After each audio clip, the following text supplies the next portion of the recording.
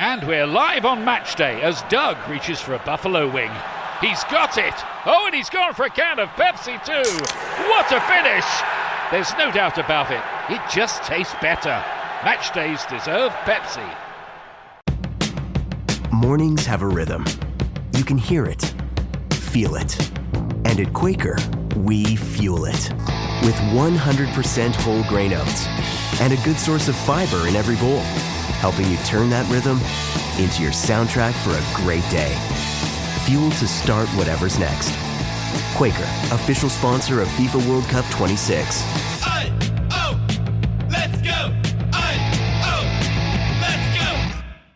I want to talk to you about something today that every food truck owner, every restaurant owner, every concession operator, and every single food vendor in the world has dealt with, and that's the phone. And no, I'm not talking about answering the phone. What I'm talking about is personal cell phone usage during work hours. So let's talk about that today. Hi, and welcome to the 10-Minute Food Truck Training Podcast. My name is Bill Moore. I'm the Executive Director of the National Street Food Vendors Association, which is a nonprofit dedicated to education, advocacy, and uplifting all food vendors. Now, before I get to talking about cell phone policies, I want to remind you guys I'm going to be in Austin, Texas this year on August 4th and 5th. We're going to be a part of the Food Truck Owners Expo. Going to be giving 3 classes. Going to be out on the main expo floor in the National Street Food Vendors Association booth, where you can join me, share all of your success stories, and ask any questions that you have. Again, August 4th and 5th. Austin, Texas. Please come see us. If you're part of the National Street Food Vendors Association, you're going to get some free tickets. So please check out your recent newsletter and get the details on that. If you're not a part of the association and don't want to join, you can use code NSFVA15 and get a 15% discount. So let's talk about a cell phone. This is something that I hear managers and restaurants talk about for years, actually, as well as food truck owners, as well as concessionaires, as well as people that are just trying to make a living. These kids these days, and you know what it's followed by? They're lazy, they're useless, they're all the negatives you can possibly say. Well, first of all, if you've been listening to this podcast any length of time, you know that I always say we as adults have had that opinion since we turned adult. Kids these days. Now, I've been doing this business a long time, since 1977, and I can tell you, back when I was one of those kids, management said, kids these days, and they complained about us. We didn't have cell phones to look at, but they did complain about how slow we were, how bad we were, we didn't want to work, we were lazy, all the negative things. Through the 70s, 80s, 90s, the 2000s, the 2010s, the 2020s, the story never changes. What changes is those kids become adults, and then as adults, they complain about the new generation of kids. So let's slow that down. Here is the truth. A lot of young workers are not trying to be disrespectful. They're not trying to be lazy. They are not trying to hurt your business. In most cases, they're just doing exactly what the adults around them have either modeled, which means the adults on the phone too, or that they're just being allowed to do because the adults let them, or the adults tolerate it, or the adult failed to explain what the rules were to work in the food truck or that restaurant, and they failed to train them what to do when it's slow. That matters. 16-year-old, 18-year-old, 22-year-old standing around during downtime and pulls out their phone, the first question is, what's wrong with these stupid kids? The better question is, did we train this person what they're supposed to do when there's no guest in front of them? Here's a little secret. In food service, slow time is not free time. Never has been. Never will be. Somebody actually said, well, my staff cleans, and then once all the cleaning's done, they get on their phone, and was proud of that answer. It's like, all right, goofy, do you understand that if you're slow and have time to clean and still don't have a guest, you got way more problems than those kids being on the phone. And the problems start with the head of the fish, which is you. Slow time, downtime, whatever you want to call it, is reset time, it's prep time, it's cleaning time, it's marketing time. Make it real simple. Help, stock, clean, market. Those 4 things. Help, stock, clean, market. I've talked about this before. Help, stock, clean, market. Go through them one at a time. Help means if you have no guests to wait on, no food to cook for any guest, you're helping somebody else that does have food to cook or a guest to wait on. Once all the food's off the truck and no one has anyone to help, whether it be a guest or each other, what was it again? Help, stock. Okay, so now we're going to stock, which means we're getting ready for the next rush. So we're refilling pans, refilling bottles, getting ready for the next rush. And stocking could also mean we're re-prepping, getting ready for the next major rush. So you may have to cut onions or tomatoes or sliced lettuce or whatever it is you do prep-wise. Once all of these stocking activities are done and you still don't have a new guest, you're going to go into cleaning, washing dishes, sweep the floor, clean the doors, wipe the glass down, police the parking lot, wipe down stuff on the outside. I guarantee you your wheels are dirty and you have road debris on the sides of your food truck or food trailer. Get your butt out there and wipe that stuff down. I went to eat at 2 food trucks in Washington State a couple of weeks ago, and both food trucks looked like they had been drove up and down a muddy road. Pretty day when we were there in Seattle. And they weren't that busy when I first walked out there, but the employees were on their phone because the adult let them be on the phone. So once you've gone through the help, you've gone through the stock, and you're working on the cleaning, and you still don't have any new guests, if you get all the way through with that, that means you got a problem, because that's a significant amount of time without a new guest. Get off the truck and mark it, which means you have a little flag or banner or sign, and you send somebody out to draw attention to your business. Oh, but it's hot. Well, it's hot in the kitchen, too. It's real hot when you don't have any money in the bank. Help, stock, clean, market. Don't use it as an excuse of, well, kids today. You let them. If you have a young employee that's working the window, as soon as that lunch rush slows down, there's no guests for them to wait on. There's no food for them to make. They've been working really hard the last hour. They look around and they don't see you giving direction. They're going to pull their phone out. Well, they should know. How do they know? How should they know? Did you tell them?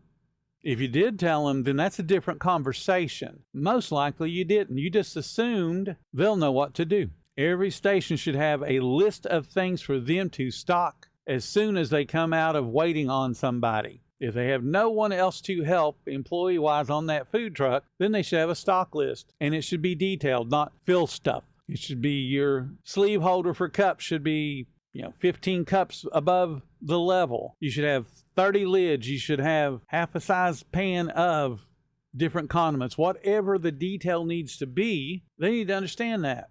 And it should go beyond just stock what's directly in front of you.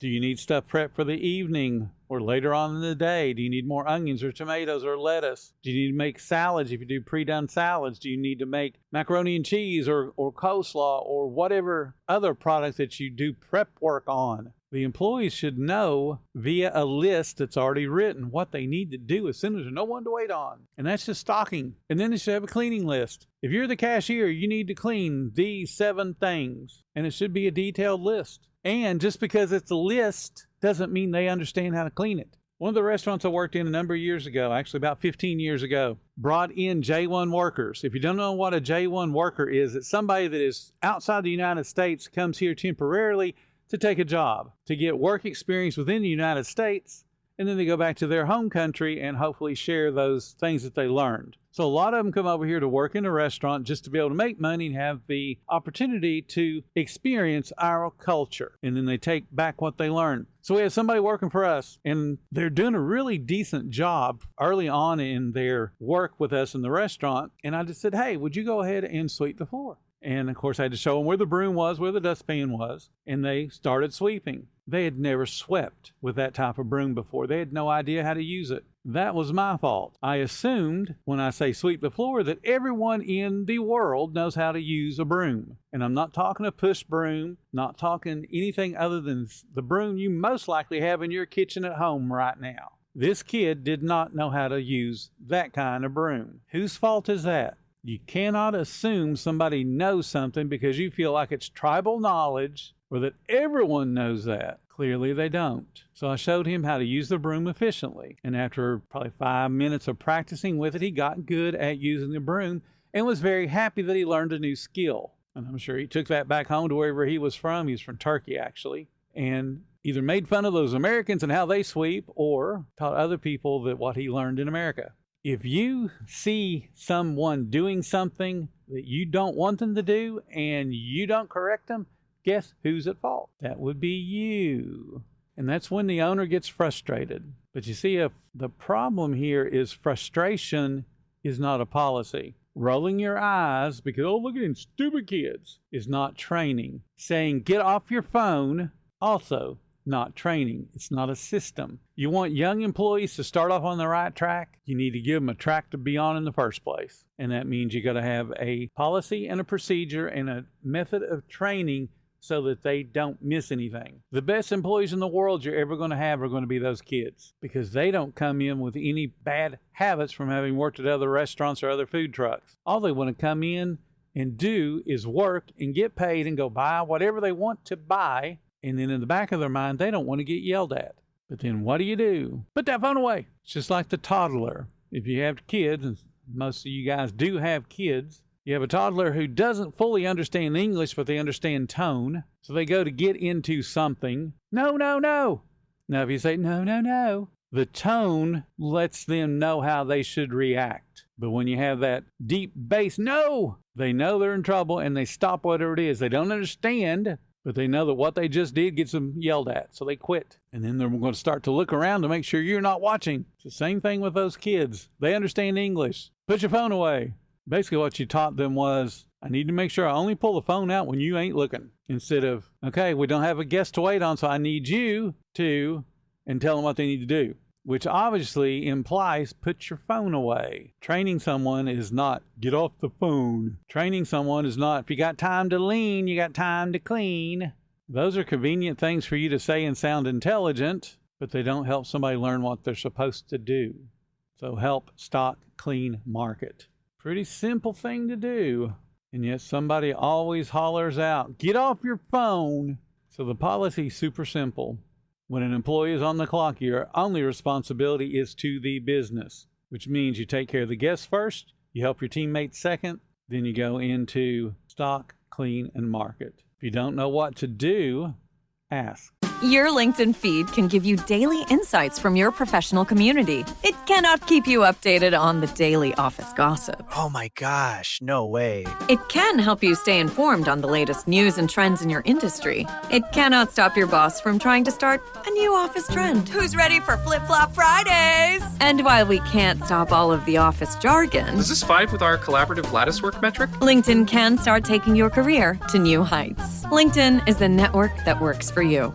Study and play come together on a Windows 11 PC. And for a limited time, college students get The best of both worlds. Get the Unreal College Deal. Everything you need to study and play with select Windows 11 PCs. Eligible students get a year of Microsoft 365 Premium and a year of Xbox Game Pass Ultimate with a custom color Xbox wireless controller. Learn more at windows.com/student offer. While supplies last. Ends June 30th. Terms at aka.ms/collegepc.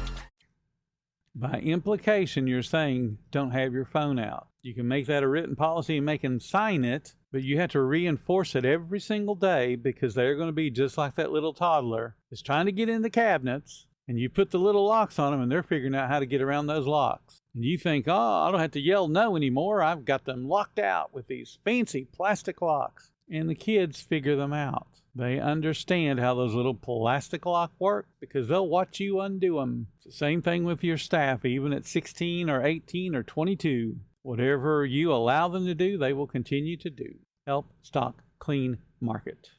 Thank you guys so much for listening to the 10-Minute Food Truck Training Podcast. If you're finding everything helpful that we do, please consider subscribing. If you love what we do, go to nsfva.org and join our associations. $19 a month. You get to be a part of 2 live group coachings every week. You get to be a part of a live mini class that I give every single Monday night. Plus, there's 30 hours worth of videos that you can learn very deep dives into things like food cost or break-even point. We're all about helping you make money, but you got to take that first step and learn how to do it the most efficient way possible.